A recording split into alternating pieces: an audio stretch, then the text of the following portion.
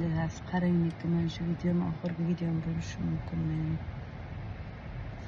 Yozib xotin. Instagramda anavi xotinlar trend qilayotgan ekanmiz. YouTube'ga ham o'sha trendini YouTube'ga ham qilyapti-da ayollar.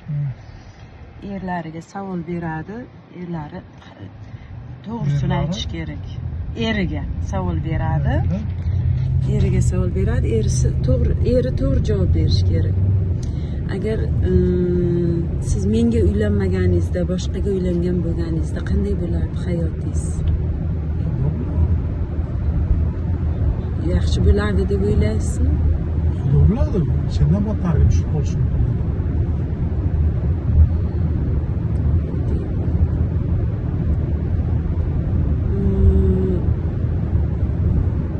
Agar meni hayotimda saqlab qolish uchun kim bilandir xiyonat qilishingizga to'g'ri kelsa, sen uchun hamma narsaga tayyorman. Adresini ber, faqat telefonini ber. Hamma narsaga tayyorman sen uchun.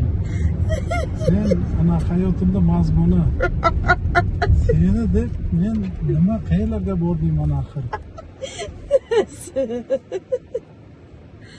Men o'zimni qurbon qilsam qilibman sening yo'lingda.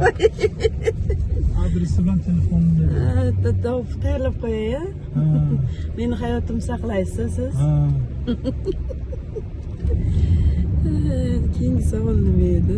Qolgan ishingizdan chiqib ketdim, yetarli bo'ldi.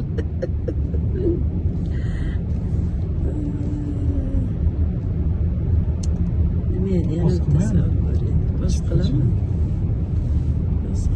Agar sizga bu savolni men avval kelinligimda ham berganman. Dadam sizga $100,000 beraman, qizimni qo'yib, men pulni olib ket desa, nima qilasiz? Shu kecha kunduzdami?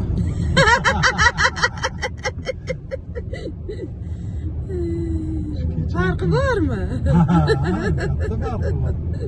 Birinchi pulni olaman, seni qo'yib, keyin pulni ishlatib, keyin borib yana seni olib ketaman. Shundaymi o'zi? Shunday desang ham mayli. Yo, reja davomi yo'qmi yoki faqat pulni olib ketishmi? Gap pulgacha-da, pulga borguncha-da. Ana maktabga ham bora olmadim men, dedi nimasini ham qilguncha. Hozir adres bilan telefon topaydi.